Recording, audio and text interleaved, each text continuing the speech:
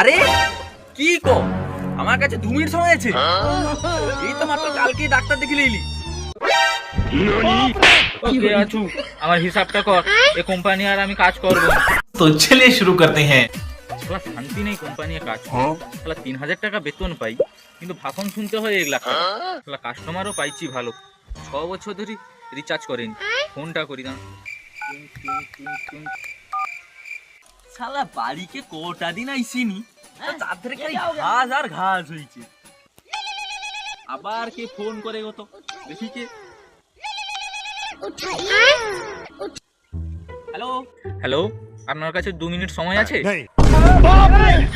আরে কি কো, আমার কাছে 2 মিনিট সময় আছে। এই তো মাত্র কালকে ডাক্তার দেখিয়ে এলি। না না, তোমার কাছে কি 2 মিনিট সময় হবে কথা বলার জন্য? আচ্ছা, আমি জিও কোম্পানি থেকে বলছিলাম। ও আচ্ছা।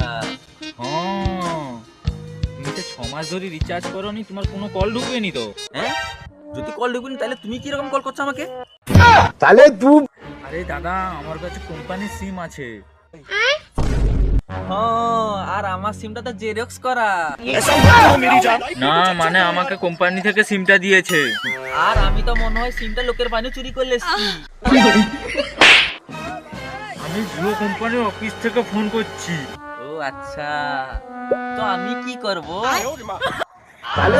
স্যার, আপনার সিমে 6 মাস ধরে রিচার্জ নেই, আপনি রিচার্জটা করুন। আমার সিম আমার ব্যাপার, ও রিচার্জ করতে পারবো নি।